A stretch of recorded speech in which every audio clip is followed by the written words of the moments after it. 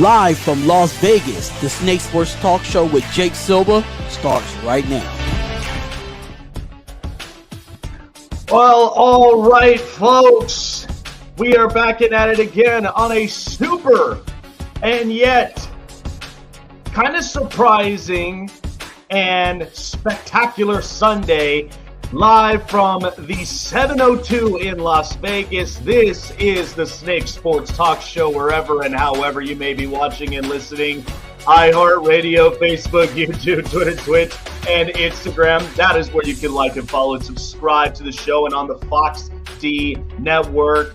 My good friend Bobby Montagna from the Beantown Breakdown joining me here in a couple of minutes. We're going to be discussing a lot of just Boston everything, because it just seems like so much is happening in the East Coast. We've got inclement weathers going on with the snow. We've got MLB free agency and so much more to discuss about the New England Patriots moving forward. But so much to talk about. And by the way, what insanity we got from NFL games last night. It was insane. So I'm going to start with that this morning. So we got a great mixture of NFL games last night. And all throughout it, I was just absolutely entertained. And it is insane what the NFL can do. It's also the same way I feel about Major League Baseball. You can't guarantee certain games, especially during the long stretches of the game itself. The Colts had a 33-point lead. And what does Minnesota do? They finally put trust into the offense, and the defense made unbelievable stops, and they came back to win the game in overtime. This is kind of the evaluation I had kind of predicted Minnesota would do, even though I lost my bet card. I was at -4. We got 3. Should have taken the covered points. But hey, it is what it is. Currently, I'm literally 0 for 3 in Saturday games. I guess Saturday's not fun for me, but it's sports. You got to love it. But the thing about the Minnesota Vikings and why that I've been skeptical about it is because I know they got a great offense. I also know in some parts they can get some big-time defensive stops. But the one thing, what do the 49ers and what do the Philadelphia Eagles do right? They don't take their foot off the gas, offensively and defensively. Philadelphia, I can't find any holes. I can't find any weaknesses from offensively and defensively, and Jalen Hurts is having an MVP caliber year, and the defense has been showing up for it. They made huge amounts of upgrades and additions even during the season. What did they do when Jordan Davis went down? Oh, we'll go get Linval Joseph and we'll get Ndamukong Suh. They beefed up their stomping defense on that front line. And Robert Quinn is on the IR. But he's been great addition to this Philadelphia defense as well. One of the big things I look at when it comes to the Minnesota Vikings, I love Harrison Smith. I do like Zadarius Smith. And I also like Eric Kendricks and Daniel Hunter. But there is still more work that needs to be done. I think it's a coordinator issue when it comes to defense, because there are times where they will make stops, and they've got a Pro Bowler in Patrick Peterson. So there is potential with what the Vikings are. And they punched their ticket in last night. So they are officially in the playoffs. And you all know exactly what that's going to account to. That's going to be pretty bad for Green Bay fans. They feel salty already this morning. The fact that Minnesota got an offensive-minded coach in Kevin O'Connell, the fact that he trusts parts of Kirk Cousins' game, even though that first half did not seem like it. It didn't seem like that there was a whole lot of trusting of getting the football to the right receivers, running the football downfield, even yards after catch, because I saw that big play out of Dalvin Cook, and he took off. And then it's also setting up for a shutdown defense. Mind you, the Colts are a mess. They have an interim head coach. Matt Ryan felt like he was Matty Ice last night, putting up 33 points, all just to cough it up. Largest point deficit comeback in the NFL. That's why you got to love football. You cannot guarantee so many wins. That's what this narrative has been all season long. You could go for certain favorites, and then all of a sudden, they all went with the underdogs. That's why I picked up a lot more underdogs than I have all season long. I knew by the time, what was I thinking taking Dak Prescott and that 16.5 point favorite against the Texans? Yeah, that was ridiculous. That was probably one that was going to be a trap. So lots of these games are not always guaranteeable. There's always something that gets added into the mix. But I knew the Vikings would win this game. But it was not going to be one of those games that I would have thought, hey, if I told you, oh, they're down 33 points, Kirk Cousins is going to make a couple of big-time throws, the defense is going to stop the Colts on all cylinders, and they are going to start coming back from a large deficit to win in overtime. You would have told me, kick rocks, Jake. You would have told me that there is no way for 33 points. Gotta love the NFL. There's no guaranteeable wins at all. I mean, good Lord. I thought Baltimore would have at the very least have put up a game. They put up 3 points. And they lost 10 against Deshaun Watson, who's been slow since he's been back in the field. And the Browns won. And respectfully so. So Cleveland kind of is in that mix. I don't know if I trust them all the way, but they're still kind of in that mix. But Baltimore, they're kind of shooting themselves in the foot. The second Lamar Jackson goes down, I thought I would have expected more from Tyler Huntley. I'm serious. But I knew when this season started, I've said it before and I will say it again, and I'm so glad Cincinnati crew jumped in. But the Bengals were not going to let their foot off the gas. The Bengals did not suffer that big of a hangover since they've been to the Super Bowl. Yes, they've had key injuries. Yes, they've had some certain inefficiencies during the start of the season. But once Joe Burrow and Zach Taylor and the rest of them started to figure it out, I knew they were going to run the North. They were going to go back-to-back division leaders. Because the fact that Baltimore, they have suffered injuries, key offensive injuries and defensive injuries, and I don't even know what to think of them. I don't. I used to love it when the team would never, ever, ever back down from any fight. Baltimore was that kind of team. Any given Sunday, you cannot brush them off. But unfortunately, last night, that was not the case. And then to finish it off, you had Miami in the cold, in the snow, in, up in upstate New York. It gets cold down there. Lots of snow. People were thinking blizzard. I'm like, all I see are inches of snow, and it looks like perfect football weather. So by that point, and this is what exactly the Bills always do. They are so Josh Allen reliant. And then the second that he ends up coming in and he puts his cape on and he's shining, Josh Allen won exactly the game for the Bills. And it got all the way down until final kick of the fourth quarter. Bills win it. The Dolphins right now are in a tough deficit, but at least they scored up 29 points. I mean,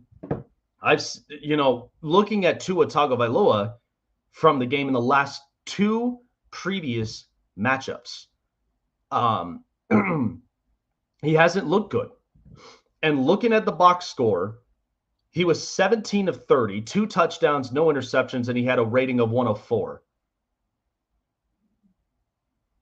And his quarterback rating was at least 54. But this is tough, though. He's not the kind that is going to end up throwing 300 yards per game. He's not a Justin Herbert. He's not a Josh Allen. He's not a Joe Burrow, let alone is he a Patrick Mahomes.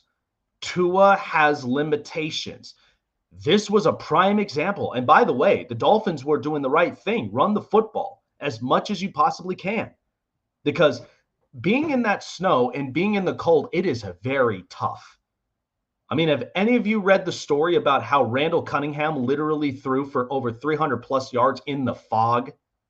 I just seen it too. I didn't believe it at first. And everybody's like, how did Randall even see those wide receivers left and right? That's because he trusts his core. And then by that point, when you're in the snow, you're running the football, it's sheets of ice, and it's not always as easy as people think it is. Playing in the snow is so much fun, but there are challenges. So to me, I felt like Miami was challenged because there's no sun. You're not even close to a beach. You're not up in Florida. You're not even up in the West Coast in LA. So you were going to be battle tested one way or another. But that is December and January football. And boy, did I love it. And the Bills end up winning with the game. I had a feeling that they were going to end up winning it. But of course, with all the bets from all three of them, none of them were successful. That was all on me. And I know it for a fact. But that is where Saturday football is officially begun. And that is where we get to the playoff push. All right. So here's a crazy thing to really question about, because we're starting to learn a lot more and more and more about what the Green Bay Packers identity is. And we're talking a lot more about who Aaron Rodgers is as a person. We've said it before with as far as the whole detail that he shared when it came to, he took a psychedelic, he took ayahuasca, and now he's entered this different realm. Well, we finally get truths of that. And the truth of it is Aaron Rodgers, what he spoke about when taking the psychedelic is because he had a fear of death. Yeah. And it is a scary feeling. I personally have been there because we don't know what happens to us when we pass on. We don't know what that new realm, what that new world looks like. So I get it. I understand. I may not be too much into the psychedelic, to be honest, because I don't want to be feeling like that one movie Jumper. I don't want to be jumping from different places all at once every time you're taking a psychedelic. I don't want to do that to myself. My brain capacity could not take it.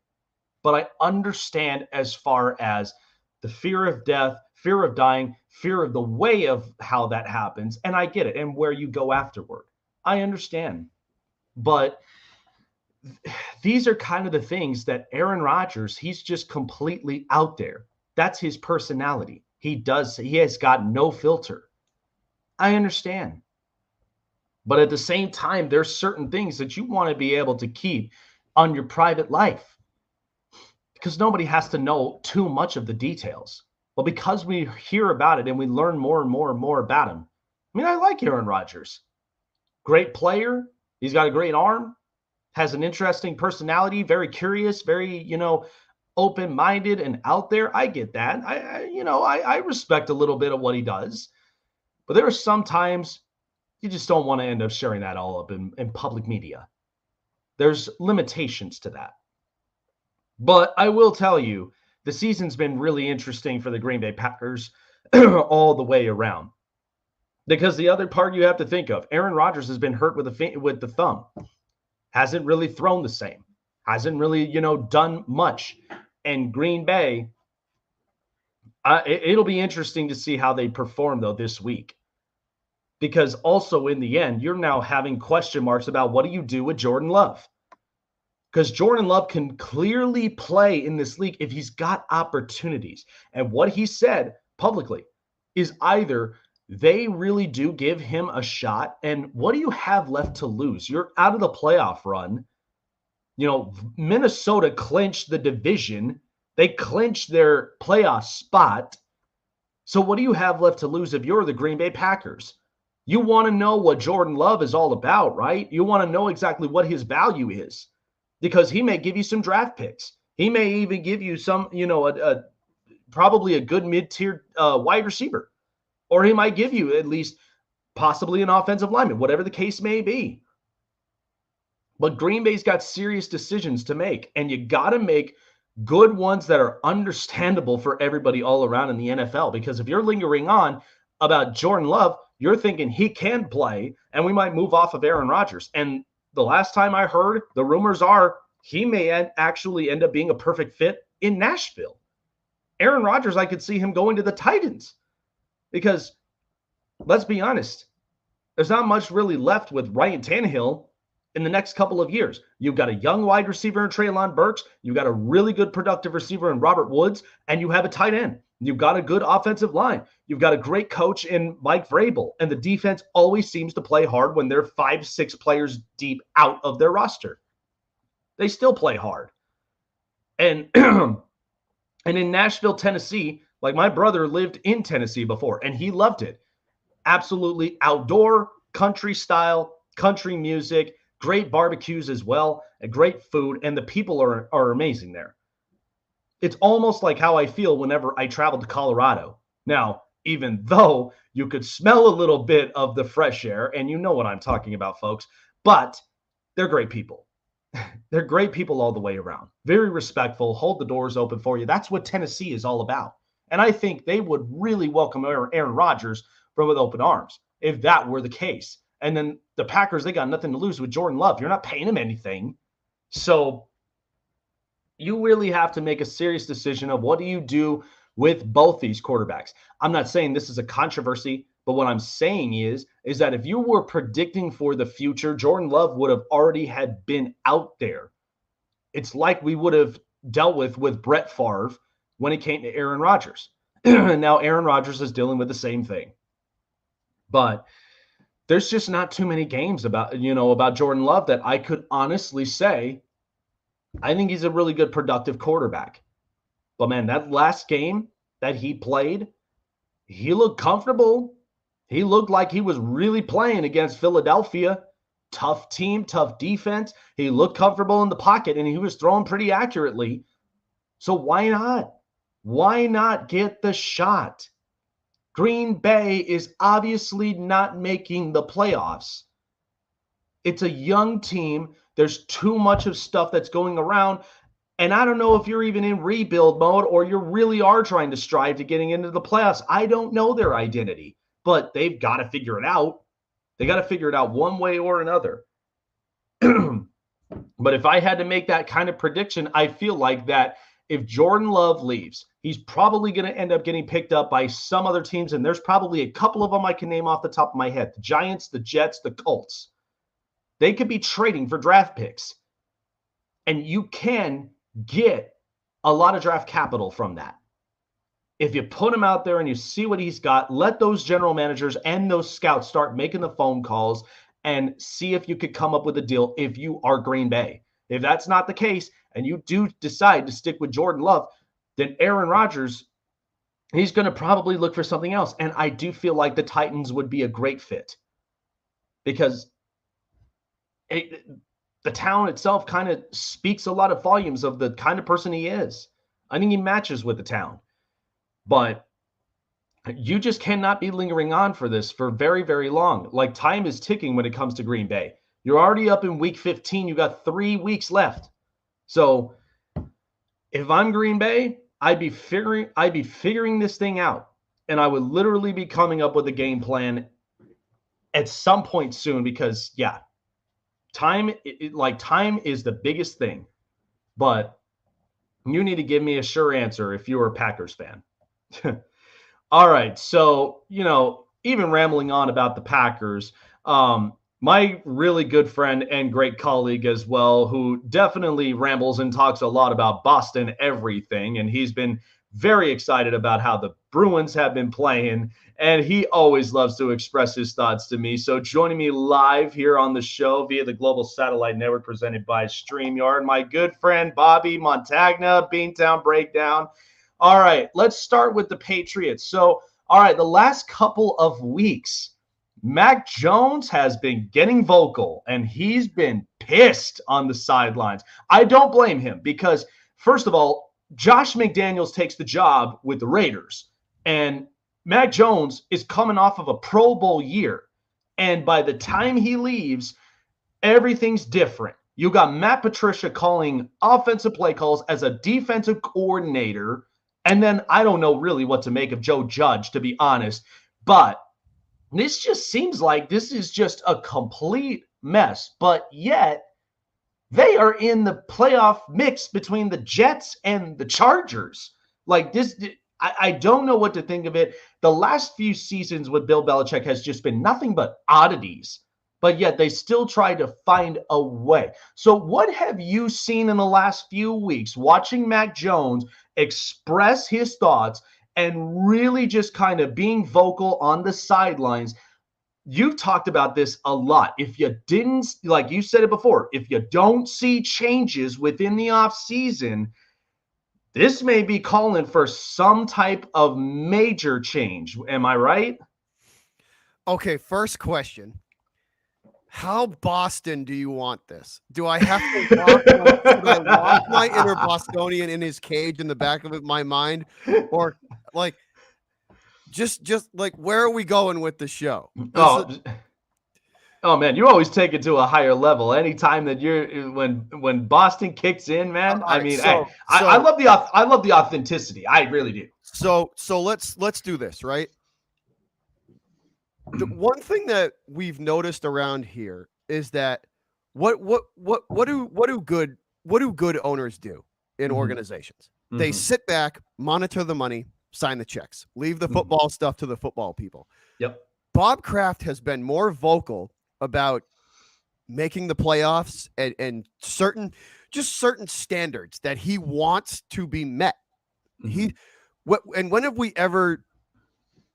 You don't ever see Kraft getting vocal or putting himself or making himself known and out there to get noted. Like he's. I personally think he wants to win a playoff game. They want to win they don't only want to get to the playoffs, but they want to win one. And he's been setting this up to where I think he's inadvertently putting a little pressure on Bill by making it known that he wants to win a playoff game. Yeah. And it's kind of, he's done it now for 2 seasons. He said something in the beginning of this year, before kind of like the season got going, that there's an expectation there that he expects to win a playoff game this year. Yeah. Like expects it. That is the expectation. They, that like this is where this team should be in year 2 with Mac Jones. And does it look like that right now? Not really. Like it's a lot of his.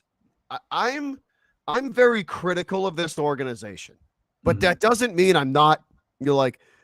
I'm critical because I can see the potential, and it's not being lived up to. Like I hate a couple of the decisions that this organization has made, but do I understand why? There was really no other direction for them to go in, right? Josh McDaniels, we know this. It's been said over and over and over again. Runs one of the most complex offenses in the NFL. It's a lot of pre-snap read, pre-snap diagnosis. You need to be able to do that, and you need to be able to do it well. And the only 3 people that have been able to run that offense, because that wasn't, people don't know this, but that wasn't Josh McDaniels' offense. He learned that from Charlie Weiss. Charlie Weiss taught Josh McDaniels that offense. It was Charlie Weiss's offense. So the only 3 people in the last 22 seasons that have been able to run that offense successfully are Tom Brady, Josh McDaniels, and Charlie Weiss. So Josh leaves, which I don't blame him. It was his last opportunity as a head coaching job. He left. He took the opportunity, took the money, and left. I don't blame him at all. Anybody who's in, like, it's a business, the NFL is a business at heart. So he takes the money and leaves. They have to switch their entire offensive philosophy because nobody can run it. Nobody can run that offense the way it's sat with Josh. Nobody could do it. So they have to. The head scratcher to me is there wasn't a lot of effort to kind of go and push for a real offensive coordinator. He kind of said Matt Patricia was available, and he, in my eyes, he said, well, he's run defense for 20 years. So that knowledge of how to run things could possibly transfer over. I think that's what was the thinking.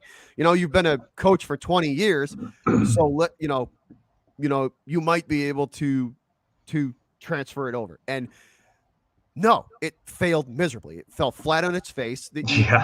You see the outbursts. It's and not only that, right? They're not like it's a local broadcast game. The outbursts have come in nationally, like for the whole country to see. Mac Jones is screaming at him from the field, at the field, from like, dude, get me the play. Like I think they got 3 delay of games that last game because the plays weren't coming in time. And that's at an NFL level, that's inexcusable. You got to get your guy on the field, the plays, so he can execute them, right? Yeah, and it comes by quick. Like, you have to make quick decisions. I mean, that's what's so important about the quarterback position. You have to be able to get those play calls quick. And if you're not doing that, that hurts a lot of the momentum. Yeah. So not only that, right? So he's going into the season with a guy who's already questioning his ability to do the job in Matt Patricia, right? Mm-hmm. So Mac's confidence is not going into the season. I don't think it was very high because there was rumors going around and there was things going around during the preseason where Mac was kind of banging heads with Patricia on what are we doing? Like, why are we running this? Why are we running it this way? What do we do? Like the kid was too football smart to, like, it's like, I get it in a way. Like, he's football smart enough to the point where he didn't like it. Like he didn't like the playbook being dumbed down, and he didn't like being put in a little, inside of a box. He didn't like that, and but here's what my gripe with the kid this year. I went back because I have way too much freaking time on my hands.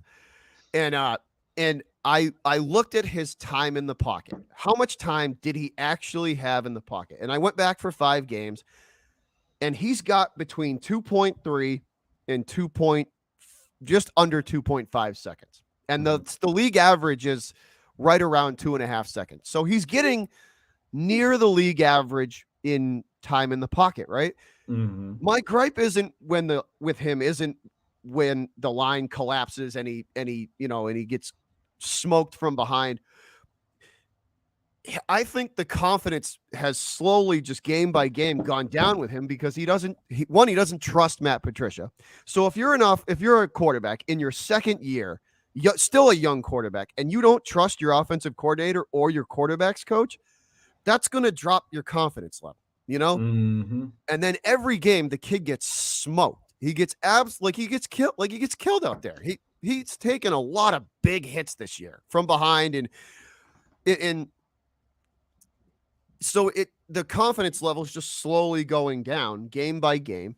And then you add in like the fact that he's the trust levels just isn't there. It's not there on the coach level. It's not there on the player level.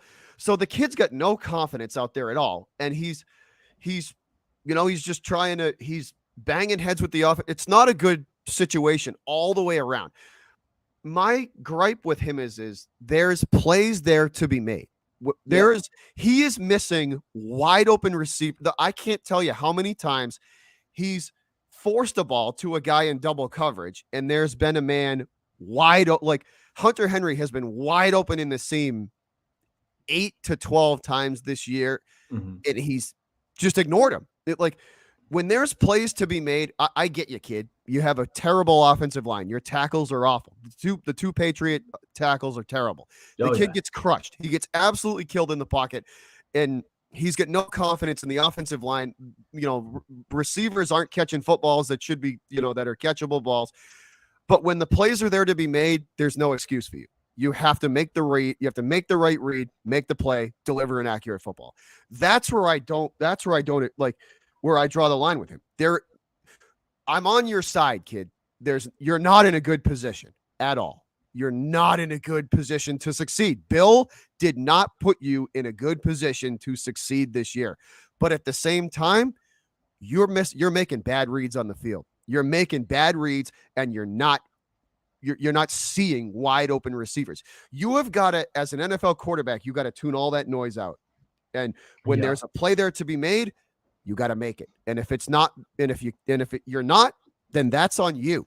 That's not Matt Patricia. That's not Joe Judge. That's not the offensive line. That's him. Right. That's where it is. That's where it sits. No, yeah, I completely agree. And the fact of the matter is like, because I do think Mac Jones is a good kid. I do think that he has the brain capacity and the smarts where, he's seeing the playing field, and I know he could definitely make the plays. I think that like certain limited quarterbacks, because I think that's where we kind of do draw the line with Mac Jones. He's a good quarterback, but he's got limitations, like you mentioned about open reads. I mean, here's the thing. Even though you are in a bowl of chaos, look at the quarterbacks that are making plays off script. Justin Herbert, like he was down both his star receivers. So he had to deal with his third stringer, his fifth stringer's out for a torn ACL. You got to bring up somebody from the practice squad, and you've got DeAndre Carter, a kick returner, as your wide receiver. So you have to play off script in some place. And because even though, and I've spoke about it too, Joe Lombardi, completely dink and dunk. I've seen it against the Dolphins. I've seen it against the Niners. It drives Chargers fans nuts. But because what can Justin Herbert do? Push the ball down the field really well. Oh, yeah. He's making off-scripted throws. And I know that because when you saw this, against the Dolphins, when they ran that trick play with the two running backs and he was a wide receiver on the right side, that is the most clever play I have ever seen out of Joe Lombardi in years. Yeah. And I was like, and then you see Justin Herbert run the football and he gets a first down. And the second he makes that first down signal, I saw the same attitude and I saw the same game flow like I did in that Rose Bowl against Wisconsin.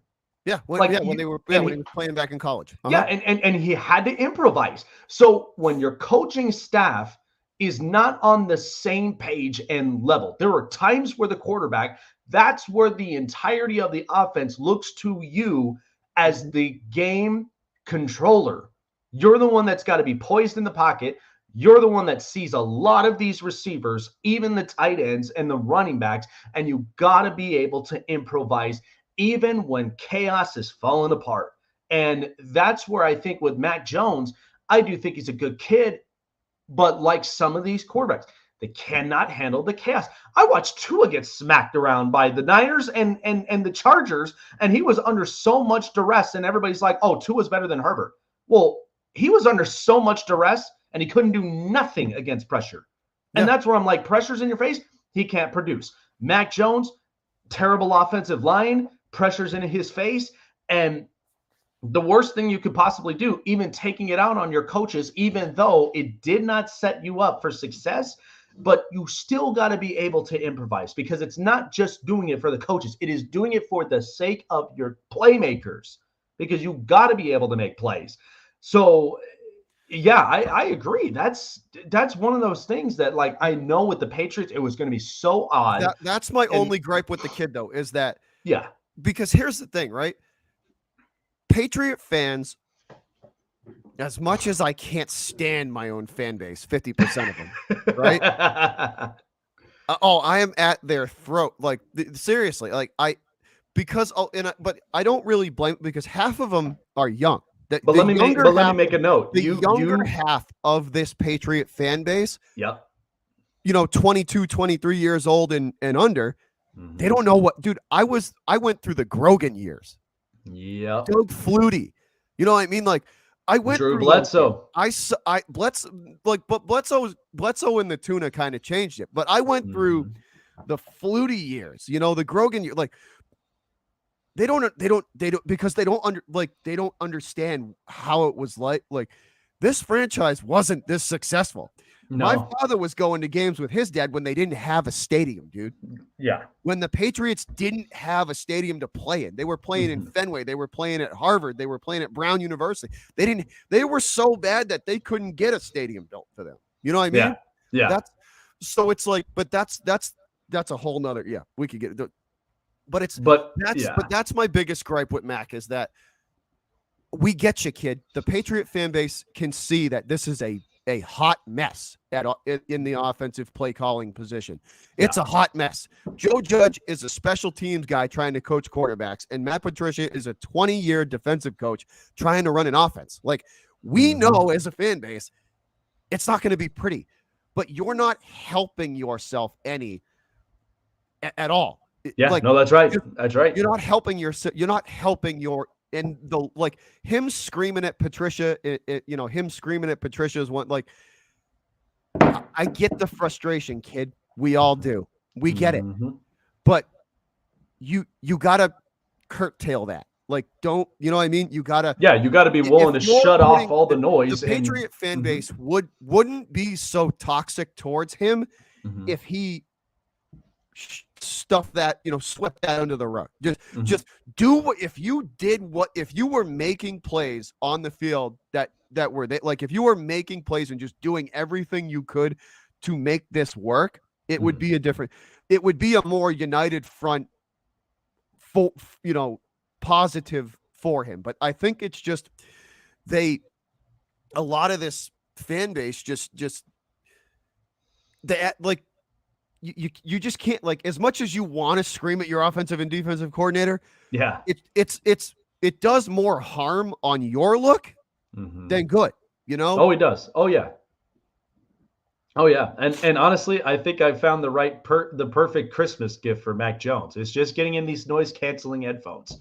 That's probably what you need, because at that point, when you're in the zone and you're wired and you got all the noise blocked off, you're like, your mindset and you're wired and you're completely focused. And that's where I think Mac Jones really just needs it the most. But I do want to shift to this. So the Patriots are playing the Raiders this week, and they're facing off against Josh McDaniels on the road in Las Vegas. This is going to be quite the interesting matchup because, of course, too, the Raiders are playing they're playing on a mindset of, do we see Derek Carr in the silver and black next year? Like, they're playing for jobs.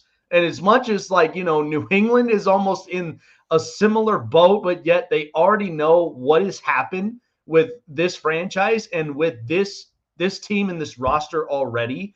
I think this will be an interesting game. So kind of when you did the previews and all the rest of it, how do you really see the table set against the Raiders on the road this week?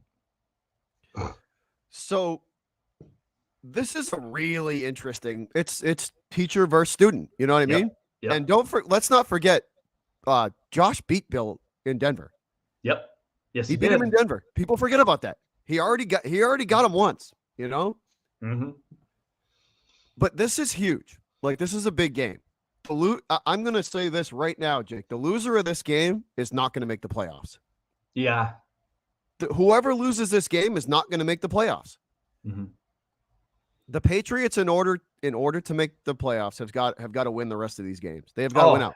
They've got to win out. Man, the weeks too, because you got Cincinnati, you got Miami, and you got Buffalo in the end of the season. Like, yay. But that's what I mean. Like, we have got to win the rest of so the Buffalo one's interesting because I think we are going to win that game simply because Buffalo is not going to play a soul in that game. That game is meaningless to them. They will, in my opinion, if Sean McDermott was a smart coach, he wouldn't care about that game. Go ahead, Josh. We're going to take you. We're going to take nobody in the starting. Sit your guys out, rest them up. Yeah. Nobody in the starting offense or defense in that Buffalo game should play that game. No one. No one. Oh yeah. Because they already have everything locked up, and we should win that. I'm predicting us to win that game simply because Buffalo, if they're smart, wouldn't play a soul in that game. Yeah. No, I agree. I agree. So back to this one, right? Josh has beaten Bill before. He's got him once in Denver. So it's not the fact of, oh, can Josh beat Bill? He already beat him once. So he can do it. The my thing is Josh tends to he kind of has that mentality where he wants to be the smartest guy in the room and try and outsmart Bill, and could go away from a game plan that is working against the Pats to quote unquote say that he outsmarted Bill, because he's done it before. Patriot fans have had a huge gripe with him over the years that he'll for some unknown reason steer away from something that works. To be like, oh, like I want to be the smartest guy in the room and I'm going to do. No, dude, sometimes simple is best. Just stick with what works. If you're running the ball and you're getting 4.5 yards a carry with Josh Jacobs, I would run the ball 70 times a game. I would run it every play if I was getting 4.5, 5 yards a carry on Josh if Josh is smart and he figures out something that's working and he sees it working and the Pats can't stop it, just stick with it and you'll win the game. Yeah. That's, but, I could totally see him just being like, well, I want to be the smartest guy in the room and do something stupid. And then Carr ends up throwing 2 picks and we score 10 points off turnovers. Like that's, it's this game is going to go, me personally, I think the Raiders and Pats are going to stick right with each other in the first half. And I think here's a hot take for you. The Pats are going to score 14 to 20 unanswered points in the second half and beat this team. That is where it's going to get opened up. I think the Patriots and the Raiders are going to be close in the first half. I'm thinking 3 to 7 points between the two. And I think the Patriots are going to score between 14 and 20 unanswered in the second half. And that's I'll tell you what though, because I mean that point it's 1 point. It's a 1 point favorite. And now I took the Raiders of it because of the fact of I like the 1 point, because I agree. I think it's going to be a close game all the way around. Like my prediction was I thought it was going to be like 24-23. Like that, you're going to get some offenses. I think in some parts, I mean, New England's got a really good defense. They've always had the defensive identity down. But part of that is going to be, how does that offense really shake things up? And that's where I think that 1 point, I'll take it. I think that's just as close as you could possibly get it. And it's just depending on what is the game plan that Josh McDaniels really has against Bill Belichick. That I think is going to be the biggest question we'll all see today. Yeah. So here's, if I was the Raiders, this is how I would play it, right?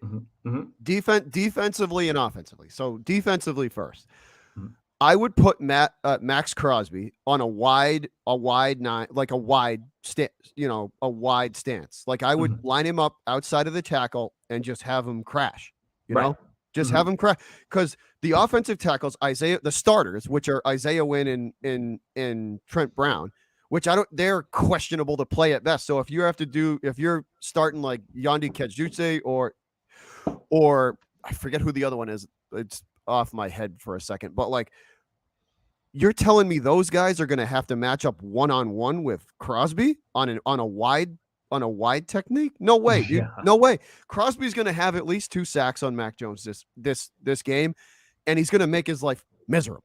I guarantee. He is. So I would line him up wide on either side and just let him have at it. And I would also blitz the crap out of the offensive line. I would blitz every 2 or 3 plays. I would absolutely just hammer down on him because that's been the weakness of the team. So I would exploit the offensive line in every way I could if I was playing him on D. I would make that offensive line's life miserable. And Mac has proven that reading the blitz sometimes is a hit or miss. And you figure if he misses a read once and you get him to throw a duck or something, like let's say you hit him and he throws a duck, a wounded duck in the air. Yeah. You have your chance. That's how I would play it on D is like that. And on the offense, the Pats, the middle of the field, the linebackers have been the weak point of this defense for 2 seasons now. I would attack the seam routes with Darren Waller being back. I would absolutely use him to I would throw the ball to Darren Waller 10 to 12 times this game. Oh yeah. And no, I would use the crossing routes and drag routes in that 7 to 12 to 15 yard range. And I would just eat in the middle of the field on offense. I would use that. I would go from hash to hash. You know what I mean? And I agree. Keep it inside the hashes, because the middle of the field for them has been a massive letdown. The only linebacker who can actually cover is Josh Uche, and they need him on a pass rush because the pass rush has struggled. So it's like, what, you pick your poison. Do you rush Uche because nobody can get to the quarterback outside of, on the defensive line, or do you keep them back? Like, that's exactly how I would attack this team, because those are the two biggest weaknesses, like two of the glaring weaknesses on the team: the offensive line and the middle of the field for 2 seasons now. Bill has tried McMillan and Uche and Bent. Like, a lot of these linebackers are developing very slow. And that's the weak that all season, this year and last year, the middle of the field has look at the teams that have beat them. Mm-hmm. They've crushed them in the middle of the field. From hash to hash. Yeah. Yeah. Well, and yeah, those are one of those things that I'm like, because New England's always had the identity with their defenses. Like, it doesn't even matter who they have set up a defense. They're going to give it to you 110%. Like, they always had that identity. But no, I completely agree with you. Ultimately, it's playing those smart plays, and it's at the same time making them productive enough to where if New England can control this game enough, and they're playing against Devontae Adams, they're playing and Hunter Renfro's back. So there's that optimism that, the Patriots, they really have to be shut down. They have to be shut down at all costs. And at the same time, they can't afford to make mistakes offensively. They have to be able to be on the same pages.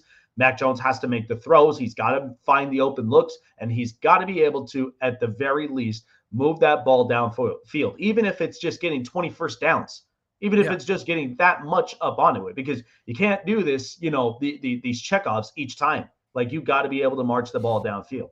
So I do want to shift to the Boston Celtics. So what a year right now. What a start to the year. So Ime Udoka, he's out as head coach. And a lot of people, we all felt what media was speaking about Udoka. I felt the same way. I was like, why would you let down your team like this? And the fact that you made it to the finals last year against a tough Golden State Warriors team, which I'll be honest, if Robert Williams did not go down the way he did, and I don't think Golden State would have ever had a chance to drive to the bucket. But looking at this year, Udoka's out. They bring in a new head coach, and it's like their identity is strong. Like, Jason Tatum and Jaylen Brown still are the same, and Marcus Smart, very good defensively, and he's a really good, reliable asset as well, especially when you need a stop, you need a bucket in the paint in the perimeter. And my only thing is hoping that Robert Williams' health, he's 110% healthy, because I know he could get you stops. I know he could get you rebounds. So what has this team looked like now, since after all of what the offseason antics has been and what this season looked like? It looks like they're playing a lot of heart this year. Like, that's just what it's looked like to me. So here, all right. Let's get into this. All right. I'm not sold on Jason Tatum. Mm-hmm. Not yet, at least. Mm-hmm. Has he shown improvements? Yeah. But he folded, like that was a big game against the Warriors. Let's they needed to get up and they needed to play in that. And what did he do? He fell flat on his face again. Yep.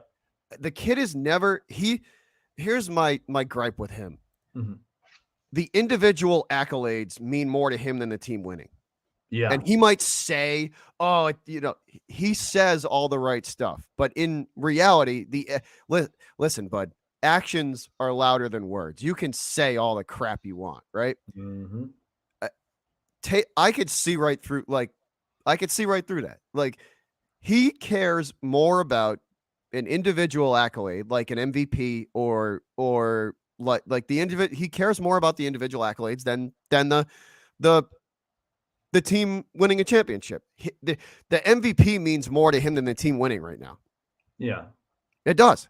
And that's a problem with me. That's a problem. Like, here's a hot take for you. I would trade Jason Tatum before I would trade Jaylen Brown.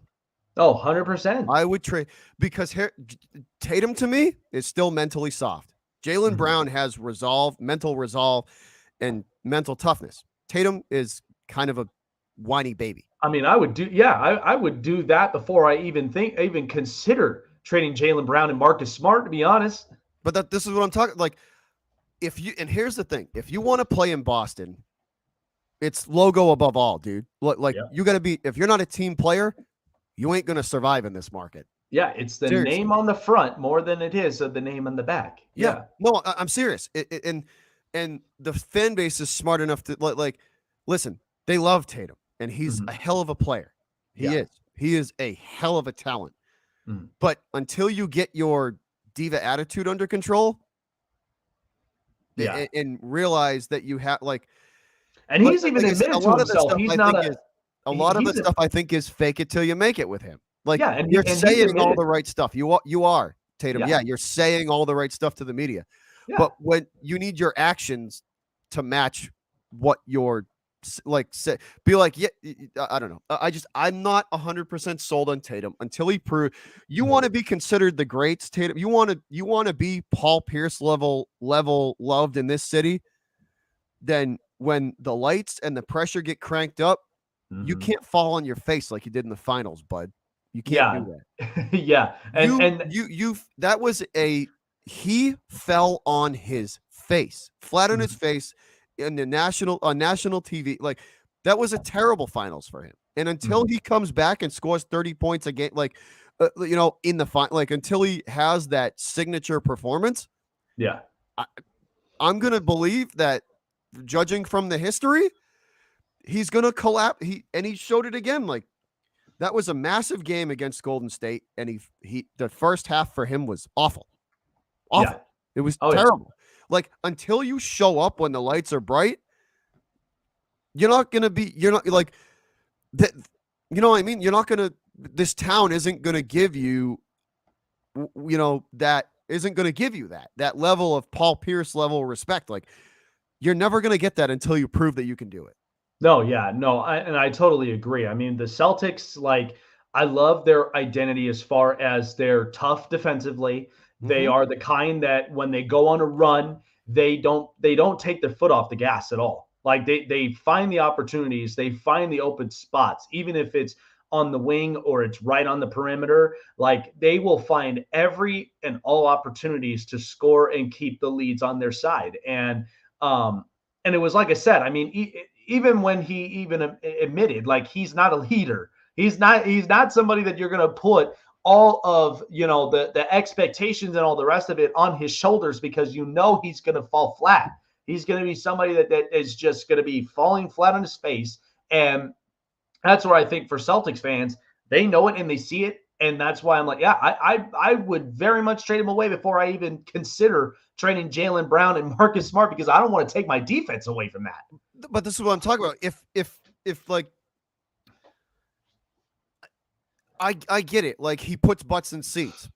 Yep. He does. But at the same time, it's like, kid, if you're going to be the leader of this team, then you need to be the leader of this team. And it's like, you get what I'm saying? Like, it's almost like whenever the team, in moments that are big and really matter, they've leaned on him. They tried to lean on him in the finals and he collapsed. So it's like, well, that's just my, like, that's like saying you're relying on Russell Westbrook to be that guy that's going to seriously do it, and then he shrinks.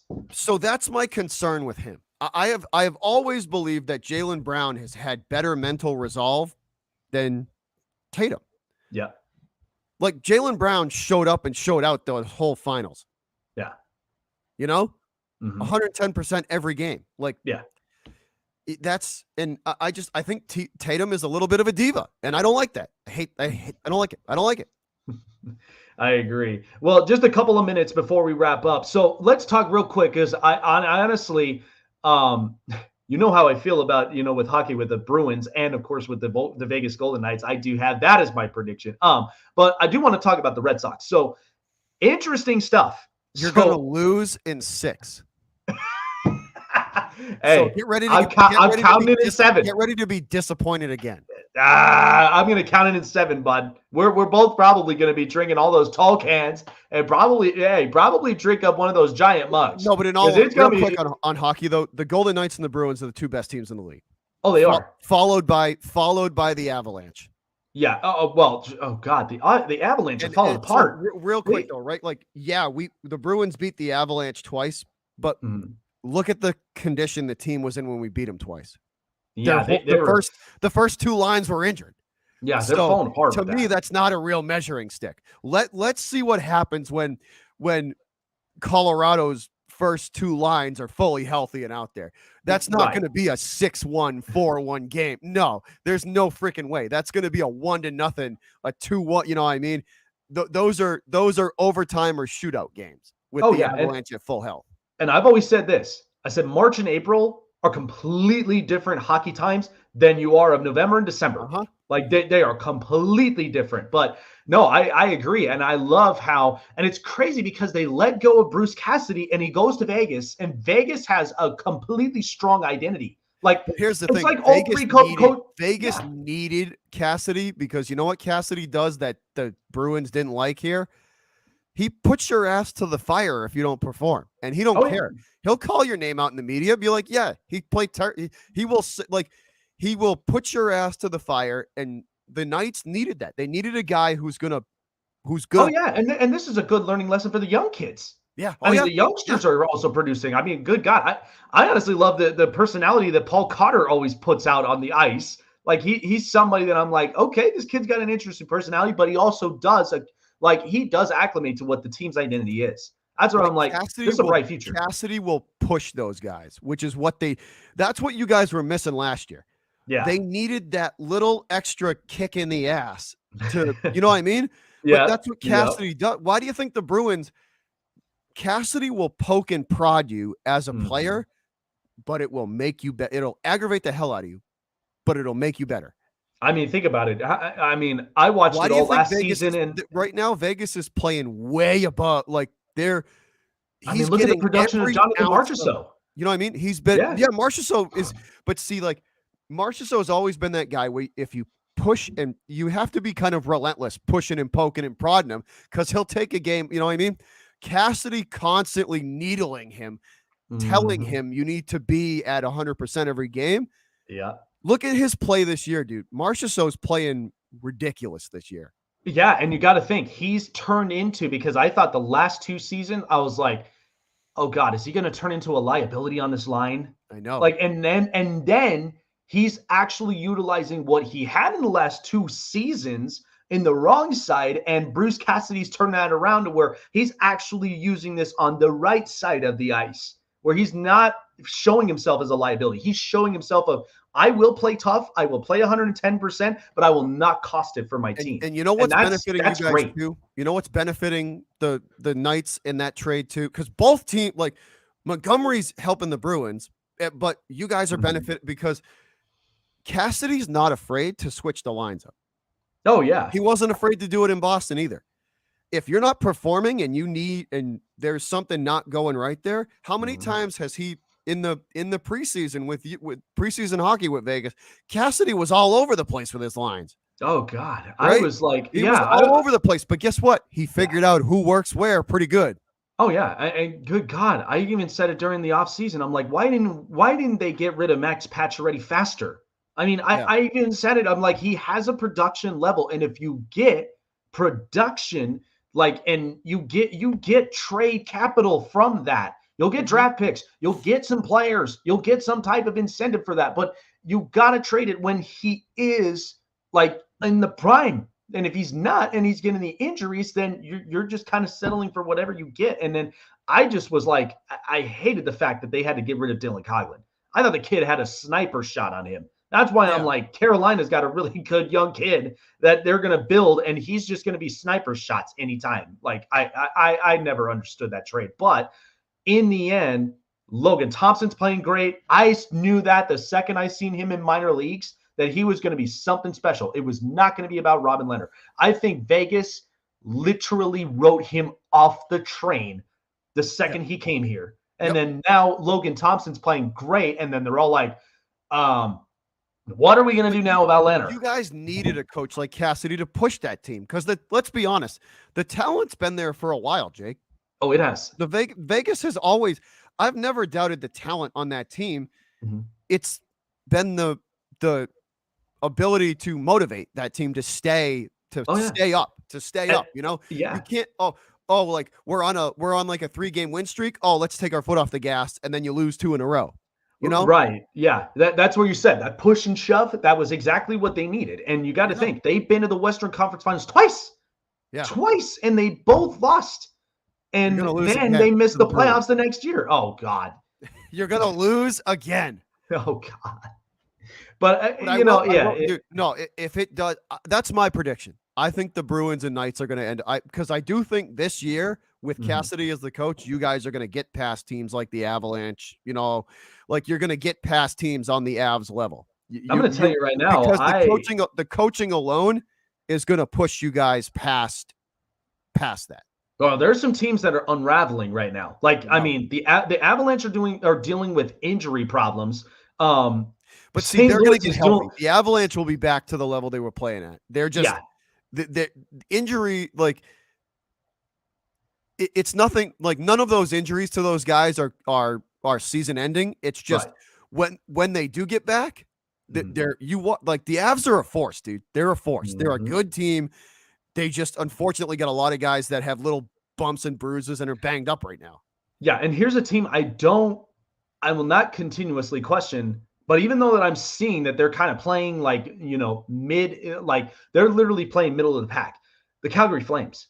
They are playing middle of the pack, and I like Darryl Sutter. I think he was a great addition to that coaching staff because he's got a personality. He knows what the objective is.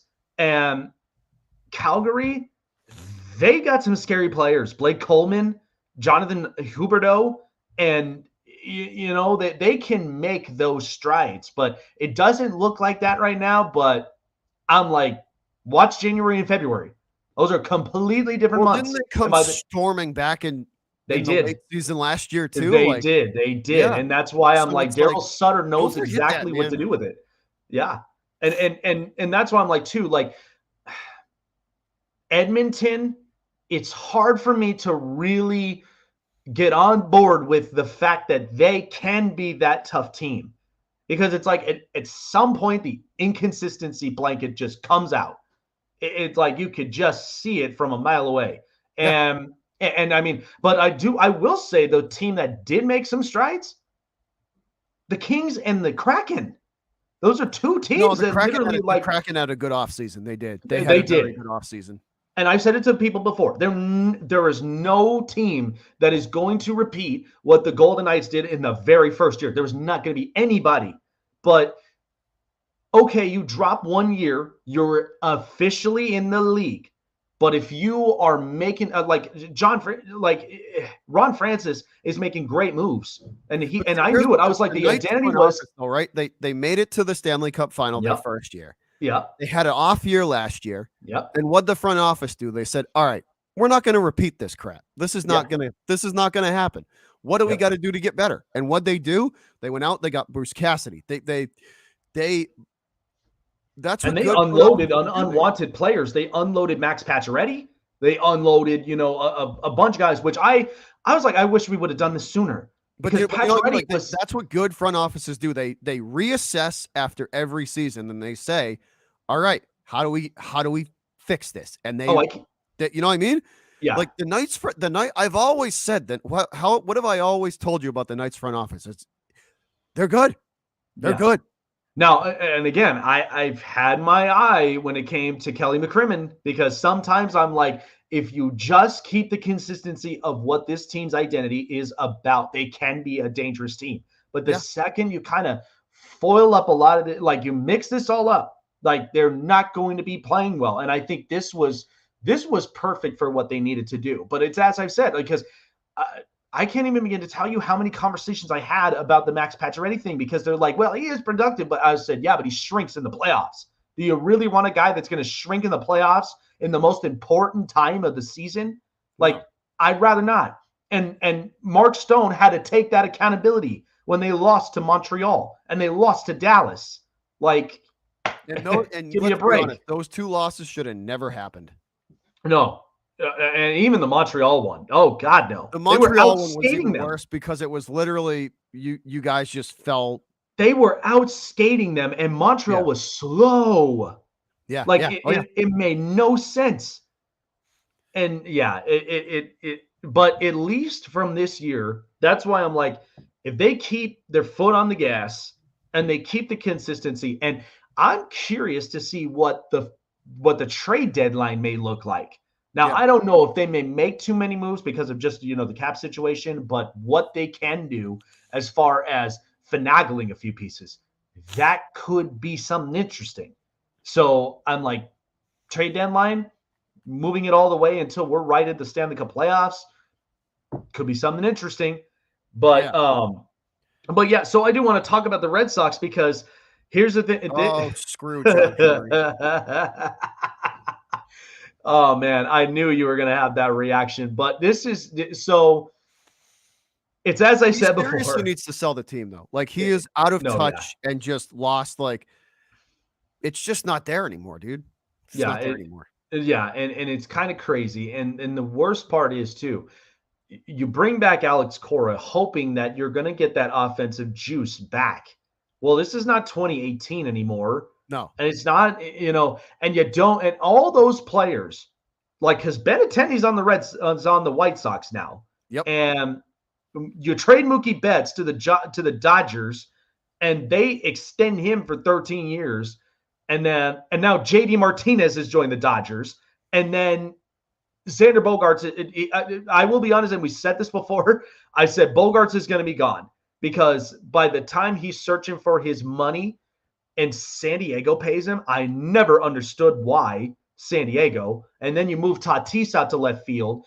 And so now you spent nearly over $1 billion on an entire infield. You've paid that much, and you're still paying Eric Hosmer of his money.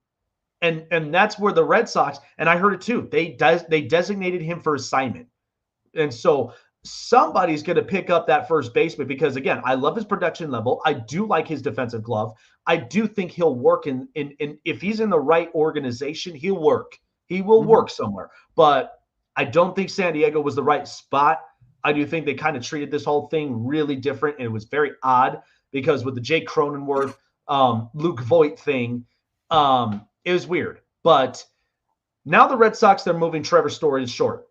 They'll move him back over to short. They'll move him in his natural position. And let's be honest, Jake, right? Let's be honest. Yeah. When they signed Trevor Story, the writing was on the wall that you don't sign a shortstop when you already have a 2-time Gold Glove and a Silver Slugger. Yeah. You don't do that. It's not something that you would honestly do in a front office. Yeah. As soon as they signed Trevor Story, I kind of looked at it and I was like, huh. It's kind of like that meme that's like things that make you go, huh. Yeah. Like, why would you sign a shortstop if you already have one? Unless, I knew the writing was on the wall. The writing was on the wall that they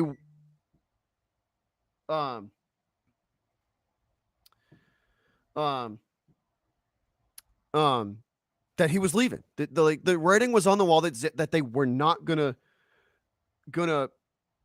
sign Bogey. And the worst part was having to go through that year knowing that he's not coming back. Yeah. Because look at all the accolades that he dude, the guy won a Silver Slugger this year, another Gold Glove. He's an incredible talent. Without a doubt. And he's really one good of the best offensively. shortstops in the game, right? Yep. So that was disappointing, having to go through the year knowing that he wasn't coming back. Yeah. Yeah. No, and he's then, a really good offensive so talent. here's a little nugget for you, Jake. Devers is like Rafi Devers and Bogey were very close. Like they're very, very, very good friends. His contract's up the end of this season. Yep. Right? Mm-hmm. And he's on record, him and his representatives are on record saying twice to the Boston media and to upper management, it was leaked to somebody let it get out. Someone let it get out, right? Devers told upper management that if Bogey walks, he's done too. Goodbye. Yeah. So do you think for 1 second if this team does like they did last year and wins 84 wins 84 games, 85 games, you think Devers is going to come back to that? No way. No. Oh, dude, he'd be stupid not to test free agency. The guy's hit 35 home runs like how many times now? Like he's one of the best hitters in the game, right? And his play at third base has gotten progressively better every year. Oh, so yeah, he's locked down on the corner. The guy's going to get paid as a two-way guy. And do you really, if you're him, if the Sox win 85 games this year, are you coming back to that? Oh, no. If I'm not making a postseason spot, I'm not coming back to that. No way, dude. There's no way. So they're going to lose him. Now, take Devers off this team. Where are they going to be at now? Where would they be at without him? Dude, they're a 75 to 78 win team every year. Yeah. This is almost like a Bobby Valentine ran team. And then on top of that, right? Like the team's just struggling, dude. They're struggling in every aspect, like in every aspect of the game. It's not good, man. They are not in a good spot right now. Yeah, no, and I can see it from a mile away. Like, just this was not going to be good. And the fact too that Chris Sale has been multiple injuries, and the pitching staff now, like Nathan Eovaldi, he's probably going to end up being out. But there's so many changes, and I don't think I just kind of felt like right after all of that, the Red Sox were just going to be done.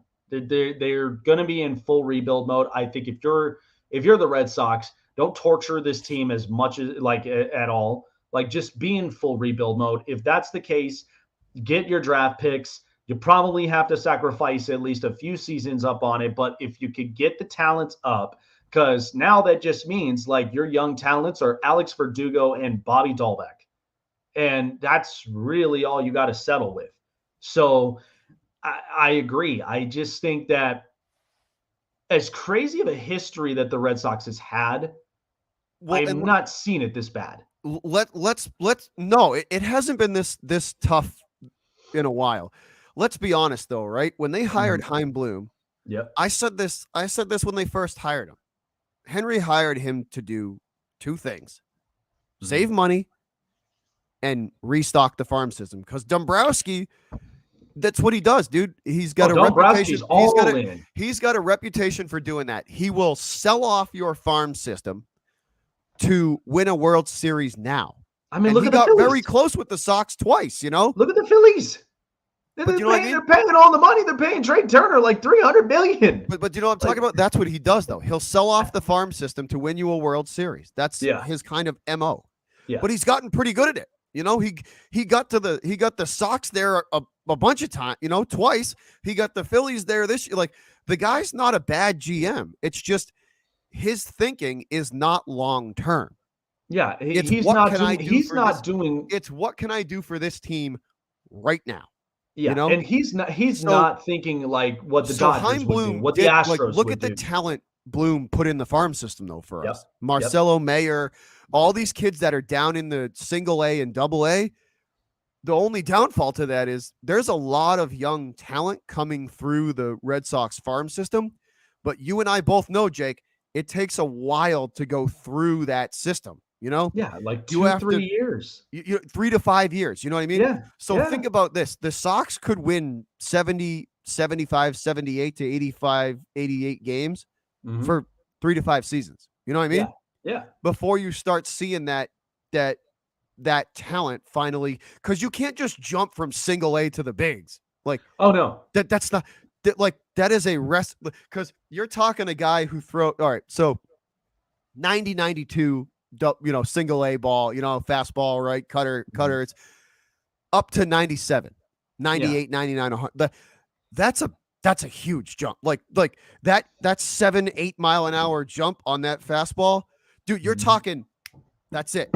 Yep. A tenth of a second to make a decision whether or not that's a cutter or a 2-seat. You know what I mean? Like, it's a insane jump. Like, and I've been around baseball for a while. You've played. It's that jump is massive. Oh, it is. And you have to adapt to it as quick as possible. It's not that easy either. Like, that is something that the A's would do because of the fact of just their farm system itself. Like, that's something that they would honestly invest in. Like, yeah. But in John Henry's eyes, though, Chaim Bloom did exactly what he wanted him to. He saved money because so let's be honest, right? They signed Trevor Story for 120 mil. What did Xander get? 280. Yeah. He saved them 120 million, 130 million dollars, right? Mm-hmm. So, and he restocked he put talent back in the farm system, which is in my eyes, that's what Henry brought Bloom on to do. Rebuild the farm system and save him money. And you could get guys on short-term contracts. My gripe is, what the hell is the point in saving money if you're not, like, that money that they save should go back into Raffy Devers and be like, Raff, here's 200 mil for, here's 200 mil for 5 years. Yeah, no, I agree. That if that money that he saved doesn't go back into Devers and doesn't go back into the talent in the team now, then what the hell was it for? You get what I mean? Like, this is the frustration. The biggest frustration that Red Sox fans have with Bloom is that this isn't the Tampa Bay Rays, asshole. This is the Boston. The Red Sox net worth is 5 times. You know what I mean? Like, spend like it's the Red Sox, not it's like not like it's, you know what I mean? That's the biggest gripe, is that you basically have an unlimited check with the Red Sox. Oh, you know? So spend like it. And no salary cap. But look at what the Yankees did. The Yankees are loading up. They're tired of not making the World Series. They're tired of it. They got Rendon. You know what I mean? Like, they're load. The Yankees are pissed about not getting to where they need to be, and it's showing. Hal Steinbrenner finally grew himself a set and is like, all right, I'm gonna put my foot down. Enough's enough. Let's get back to where we should be. And it's high time that Henry did. When was the last time he acted like that, dude? 2018 when they won? You know what I mean? Like, Henry put his foot down and was like, enough. We're going to win a World Series this year. And look he went out and got JD. He went out and got the guy. You know what I mean? He went out and got guys that are going to fit the team, and they won a World Series because of it. And it paid off.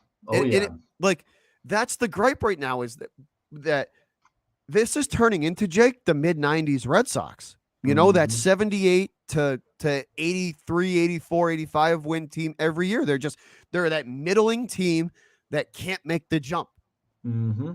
Oh, yeah. No, it's absolutely true.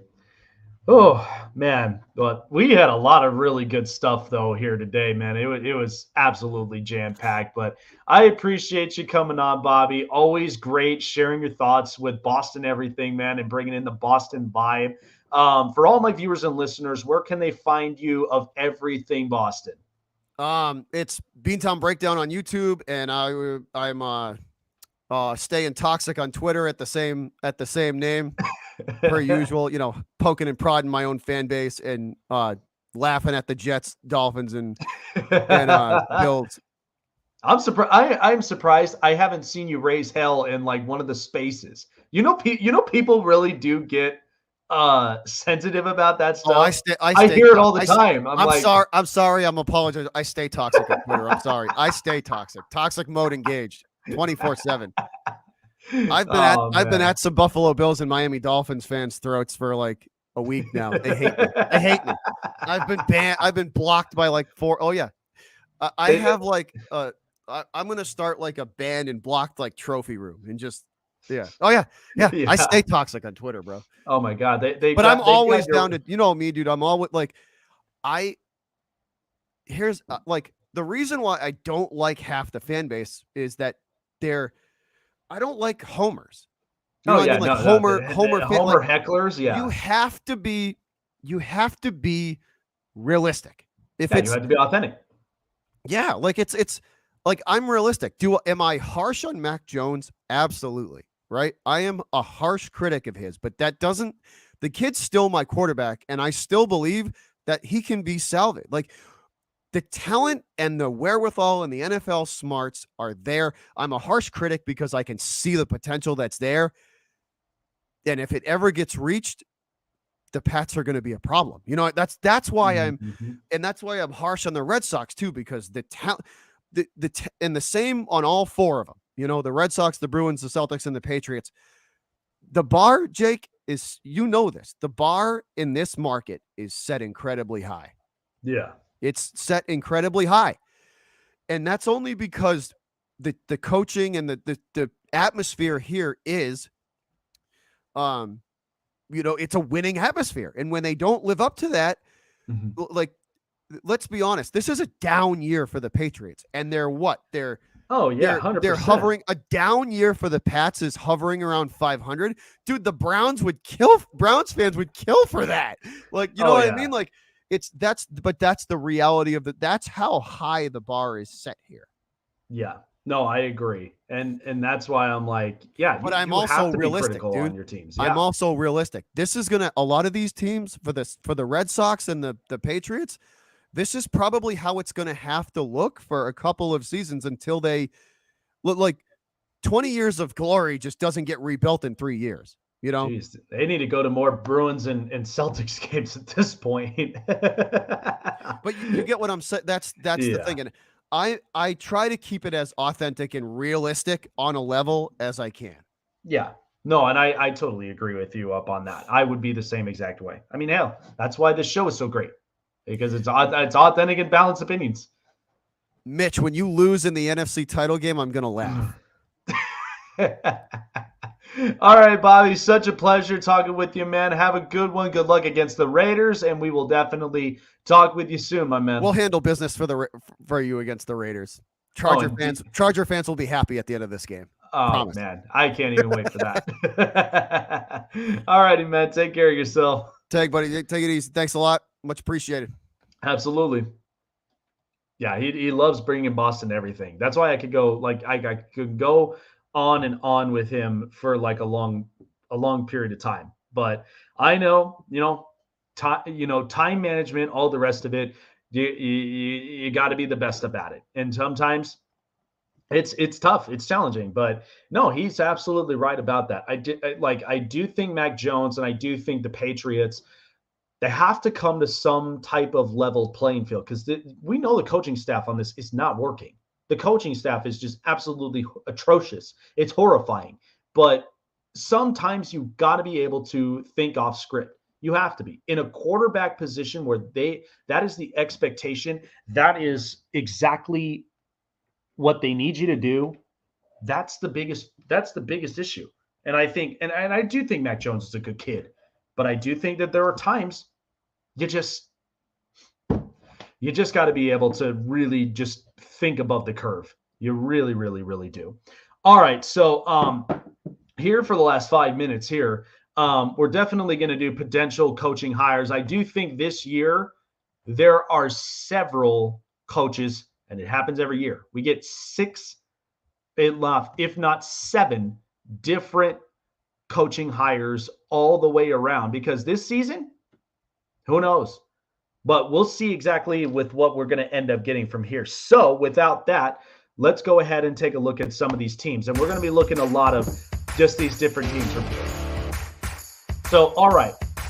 So let's take a look at what the temperature may be for certain teams in the NFL that could be looking into different coaching staffs for next year. So the temperature for the Arizona Cardinals, as far as the coaching staff, that temperature is high. Super, super high. Cliff Kingsbury, to be honest, it doesn't work. Kyler Murray is hard to coach with. Very, very hard to coach with. And Cliff Kingsbury, what success has he had? He has had none in Texas A&M at all, or Texas Tech, I apologize. And he had Patrick Mahomes as his quarterback. Like, and the Cardinals front office is really shooting themselves in the foot because they extend him, and then they extend Kyler Murray. This is a terrible relationship match. Like, if I went to $1 Million Matchmaker, this is a terrible, terrible match. I do think that the Cardinals, they're going to search for a coaching staff, but it has been said, I don't think Sean Payton is really going to be looking at this thing because this is just a lot to handle. You are handling a mess in this organization. So I do think the temperature's high. They're going to be looking for a new coach. The LA Rams with Sean McVay, temperature's low. First of all, the Rams know that they're going through a Super Bowl hangover. This is not the year that the Rams, they've been fully healthy. I do think that the Rams, depending on what next season brings, they might end up unloading some stuff. You may have to get some draft picks at this point because trying to give up all these picks and going and getting big-time talents right now that, like, it's not like the same vibe as it was last year when they got Von Miller and they got OBJ. So I think that if you're the Rams, I would not get rid of McVay. McVay has been the reason that this offense has been playing well. They've been the reason that this stuff has really been working out. So that's where I would keep it from there. The temperature's low. The temperature for the Green Bay Packers and Matt LaFleur, I'm going to say it's mid-tier. Because knowing Matt LaFleur and knowing Aaron Rodgers, I mean, Rodgers, I think, is going to be gone before Matt LaFleur is.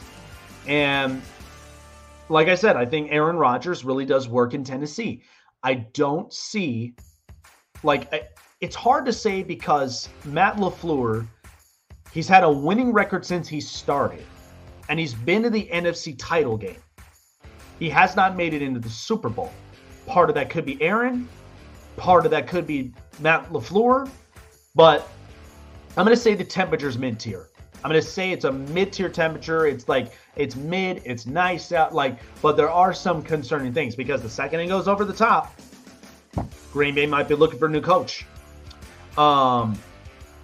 Temperature in the room for the Washington Commanders and Ron Rivera. I would say it's slightly high. The reason I say that is because I do love Ron Rivera. I do think he's a really good coach, putting his boot down, putting exactly like his mindset to it. I do think Ron Rivera, there are some tangibles to it because defensively, they can show up on any given Sunday. But Carson Wentz didn't appear to work. Taylor Heineke right now is producing. The rest of the offense really needs to gear themselves up. I do think they have a good offense outside of tight end. But Washington, I mean, tonight's game is going to be a tough game. You're playing against the Giants, and this is playoff hopefuls at this point. But I think if you're serious about it, with Washington, they could consider maybe going and getting an offensive coach. And I think could also change the culture and the look of the Washington Commanders. Okay, the temperature in the room for the Denver Broncos and Nathaniel Hackett, it is way over the charts. Do I really need to say more? Nathaniel Hackett clearly does not work. This offense sucks. And by the way, parts of these blames is Hackett and parts of this blames is Russell Wilson. Because you have a $245 million contract and you're not playing like it. The offense looks stagnant. It looks like a BB gun offense. They only had one time they scored more than 10 points. And took them long enough. They're 3-10 right now. This is the most horrifying Denver Broncos narrative we've honestly seen. And my fiance, she's from Colorado, and she's getting all these timelines about how bad Russell Wilson and the Broncos just suck. Like, it's bad. But Nathaniel Hackett, he's going to be gone. He's going to be gone without a doubt. There's a reason for that. I would not even trust any more minutes with that. Temperature for the LA Chargers getting a new getting a new coach. I do think it is high. Listen, they're 7-6 right now, and they are playing the Titans. They've got the Colts, they got the Rams, and they got the Broncos in the last 3 games of the season. Why was this season close, and how is it that you bring up this much talent and you're underachieving? I think that's where they hadn't enough. Maybe there's an offensive coordinator thing that's happening, like with Joe Lombardi. I've said that over and over again. I think the offensive coordinator's got to go before the head coach does. But if this gets to a point where they miss out on the playoffs, Staley will be gone, and I do feel like Sean Payton will be that next head coach. He is clearly taking this team to he could take this team to a whole different level. You got to have somebody with the big-time experience. The temperature in the room that Mike Tomlin and the Pittsburgh Steelers might look for a new coach. I think this has got to be mid-tier temperature. Mid-tier temperature, the Pittsburgh Steelers are just so big on loyalty. I don't think they'll get rid of Mike Tomlin that easily. And I've said the offensive line is atrocious. I think Matt Canada just does not work as an offensive coordinator. He's not that clever. Pittsburgh is just such a BB gun offense. It's ridiculous.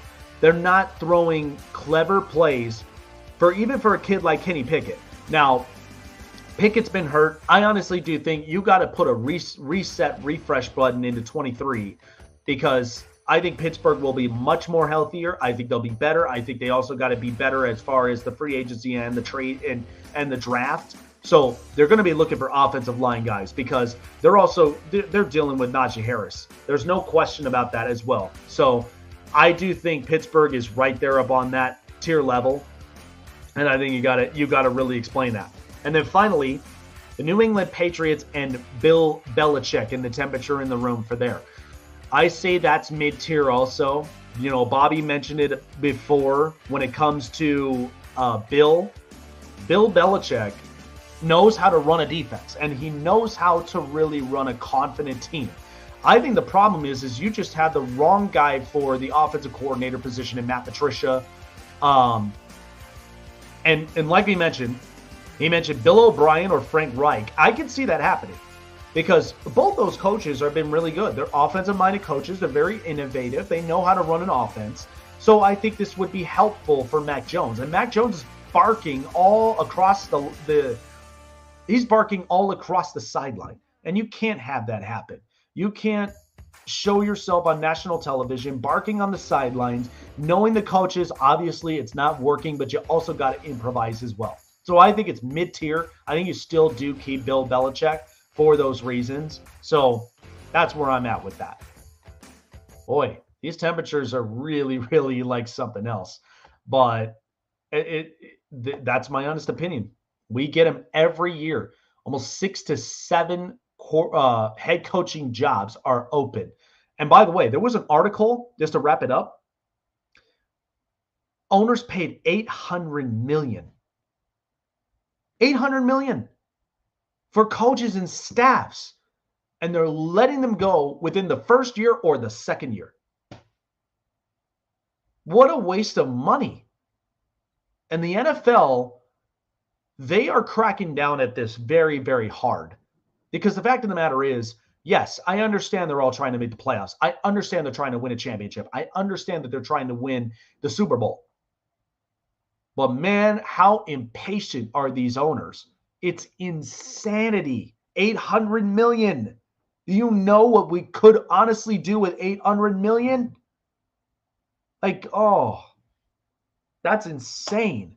So, yeah, I mean, 6 to 7 coaching hires, that's literally what we look at every year. But, I mean, think about it. Frank Reich is out. In comes Jeff Saturday. Matt Rule is out, and in comes Steve Wilkes. It's like they're dropping like flies. They're literally I mean, they're throwing them away like diapers. That's literally how all of this has just been settled. I can't believe it. But all right, well, that's going to do it here for me on the show. I appreciate everybody who has joined on with me today. Bobby Montagna of the Beantown Breakdown joining me today. What a great show it was. What a great weekend. We had a lot of really, really fun stuff. But I appreciate everybody who has come onto the show. Thank you guys all for your continued support. And thank you so much for tuning in. Like, subscribe, and follow. Hitting the bell button to keep you up to date on futures and past shows. Next weekend's going to be big, as it usually is. But I hope everybody has a great weekend. We are 1 week from Christmas, folks. So I hope all of you have a safe holiday. And don't miss the next episode of the Snake Sports Talk Show with so much more geared up. Have a great weekend. Enjoy the Super Sunday. We will see you guys soon on the next episode of the Snake Sports Talk Show. Take care, you guys.